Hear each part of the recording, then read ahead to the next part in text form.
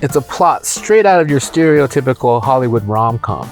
Our protagonist goes to Las Vegas, meets someone, and they have a wild weekend that culminates in a shotgun wedding, Elvis-themed of course. But then, once they leave Vegas, the real world invades quickly, the shine wears off, and hilarity ensues. The person in question is me. But instead of meeting a special someone, I met the new 2023 Kia EV6 GT in Vegas, and we had a whirlwind romance of our own. But once I left Vegas with the car, real life kicked in fast, and I realized I may have jumped into that commitment a little bit too soon. If you want to hear how this automotive rom-com ends, be sure to hit those like and subscribe buttons. And if you're interested in selling your car, head over to edmunds.com/sellmycar to get an instant cash offer. Speaking of things that are a little bit too fast, this EV6 GT. Now, Kia does make a few other GT variants of some of its other models, like the K5 and the Stinger, but those really pale in comparison to this vehicle, which is the most powerful that Kia has ever made by a large margin. That power comes from a pair of electric motors, one mounted on each axle to give the GT all-wheel drive. What Kia did was they took the powerful rear motor out of an EV6 GT line that makes 214 horsepower, put that on the front axle, then went back and made an even more powerful electric motor that makes 362 horsepower, put that on the rear axle, and for those of you that have been keeping track, that adds up to 576 total horsepower and 545 pounds-feet of torque. That's a significant amount of power for not a whole lot of money, and that is really where the GT derives the core of its appeal. It's only $4,000 more than the GT line. You're getting prodigious power and a very fast 0 to 60 mile an hour time to match. That also gives the Kia EV6 GT about 100 more horsepower than similarly sized competitors, like the Tesla Model Y Performance and the Ford Mustang Mach-E GT Performance. Backing up these power upgrades are a sport suspension with electronically controlled dampers, an electronic limited slip differential at the rear axle, and braking upgrades. You also get these sport bucket seats, another first for Kia, that handily say GT on them just in case you forget what you're driving. It also adds this handy green button, and that's important because that's the button that you use to unlock all of the vehicle's power.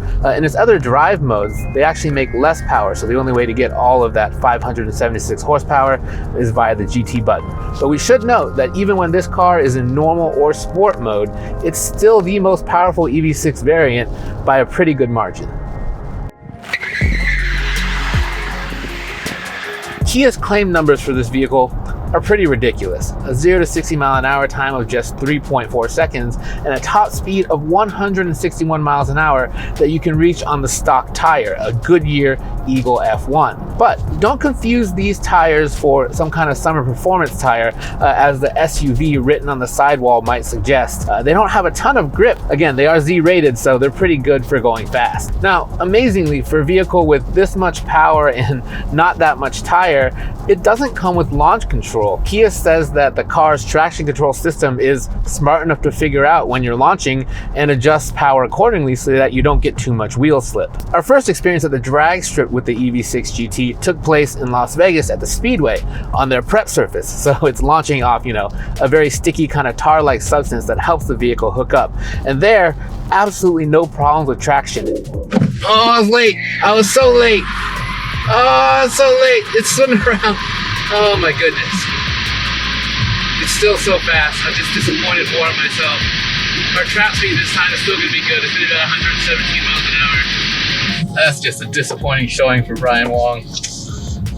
Car is fantastic though. I mean, the other thing that's impressive too is there's not a ton of cars down there doing these pulls. There's maybe 5 and everyone's just kind of rotating through them. It's also just really impressive the way that these traction control systems work with these electric vehicles. The computer's able to so closely regulate how much power is going down to the wheels that they don't spin at all. They just put it down and you just go. And though they didn't give us 0 to 60 mile an hour times, I was able to run a quarter mile in 11.6 seconds at a speed of 117 miles an hour. Fast. And that includes my rather slow 0.4 second reaction time. That gave me high hopes for what the GT might run when we get it on the Edmunds test track. I actually wrote in the first drive for this vehicle that I thought that 3.4 second time from Kia might be a touch conservative. When we do our 0 to 60 mile an hour testing, we don't do it on a prep surface. We just do it on on straight asphalt. And though the GT got off the line rather smoothly, it did start to spin its tires at around 10 to 15 miles an hour, and that cost it traction, which in turn cost it precious time. So our Edmunds as tested 0 to 60 mile an hour time for the GT ended up being 3.6 seconds, a bit slower than Kia's estimate and a lot slower than what I hoped it might do. To add some perspective, that is by no means slow. The GT still beats its main rivals, the Tesla Model Y Performance and the Mach-E GT Performance, by 1 or 2 tenths respectively, and that puts it in some very good gas-powered company as well, such as the Porsche 718 Cayman GT4 RS and our own long-term Corvette. Its quarter-mile time on our track, though, was still really impressive, 11.7 seconds at 118.6 miles an hour, and that blows away the Mach-E GT Performance. That vehicle only did a 12.5 second quarter mile at 102 miles an hour, and the Ford is kind of notorious for running out of steam at around 60 miles an hour, but the GT pulls right past 60, pulls right past 100. It never really feels like it's running out of power. One thing that we should note is that to put up these times, you're gonna have to have a lot of charge in the battery. Kia says that the GT only has access to its full complement of horsepower when the battery is at 70% state of charge or higher. Below that, it actually cuts power, but how much it cuts, we don't know because Kia wouldn't tell us.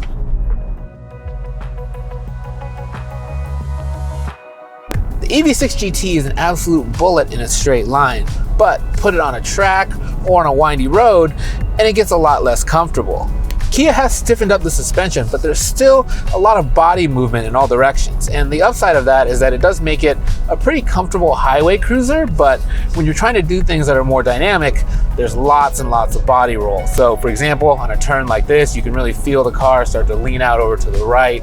And under braking especially, the nose dives quite a bit. The one thing it does control pretty well is squat when you are accelerating, but anytime you're braking or turning the car in, you can kind of feel it getting out over its skis a little bit. The steering rack has been quickened, and that does make turn-in feel a little bit sharper, but the GT does have a tendency to understeer because, again, those tires don't have a ton of grip, and this is not a light car, so it wants to keep kind of going in the direction that it's in. These tires also, besides not offering a ton of grip, they're really loud. At the very first sign of trouble, they start to squeal, and you got to get kind of used to that if you're pushing the car at all. My first encounter with the GT on the track came at the Las Vegas Speedway, and it went a little something like this. When it comes to putting power down, it is a savant. You can really just, if you're good enough at getting the car settled, you can just absolutely mash the throttle like that, and it just shoots you out super, super fast. All that instant torque. Man, this thing gets up to speed fast.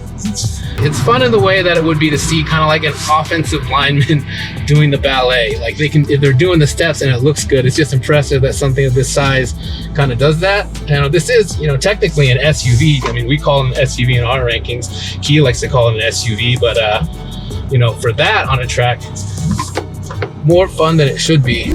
That track was very flat and super wide open, and that environment was sort of the best way to really enjoy the GT. It's sort of like goofy fun on a track. It's not really precise, but the best way to drive it is to turn it in early, let the rear kind of slide out, and then instead of trying to save it with the steering wheel, you just end up adding more throttle. And the computers under you are smart enough to figure it out so that it actually straightens out as you accelerate and just kind of powers you into the next corner. But again, it is kind of goofy fun just letting the rear kick out all over the place. So when you're considering the GT, at first, it seems like a pretty good proposition. For only $4,000 more than a GT line with all-wheel drive, you get all that extra performance, you still get a very spacious back seat, and a pretty large usable cargo area. So what's the catch? And unfortunately for the GT, it turns out to be something that's only a little bit important to EV shoppers, and that's range. So it has the same 77.4 kilowatt hour battery pack as the other EV6 models, but it has those much more powerful motors, and those make it a lot less efficient. That drops its EPA estimated range down to 206 miles, while the other all-wheel drive variants of the EV6 get 282 and 252 miles of estimated range respectively. Now, much like those other models, in our Edmunds EV range testing, the GT well outperformed its estimate. It got 238 miles or so in our real-world test. We should note that our Edmonds test loop does include a lot of city driving, and that helps the GT's efficiency come up because on the highway, the GT was significantly less efficient, only getting 2.5 miles per kilowatt hour, and that's much less than the 3.2 miles per kilowatt hour it got in mixed driving, and that makes it a less than ideal road trip companion. I should also mention that these tests were all done in similar conditions, all in eco mode with one pedal driving on to maximize the regeneration. This is a bit different than the methodology the EPA uses. They kind of mix the eco mode with the most powerful driving mode to get their number, and that's probably why we were able to beat it by so much. But even in eco mode on the highway, it doesn't give you real great efficiency. At the core of the GT's appeal is that you can go real fast without having to spend supercar amounts of money. You get a lot of horsepower per dollar with the GT. For every $10,000 you're spending, you get 94 horsepower. And that ratio puts it head and shoulders above other vehicles that have gone around our test track and put up similar times. There is one exception to that, the Rivian R1T, which actually blows away the GT, but that's an entirely different subject.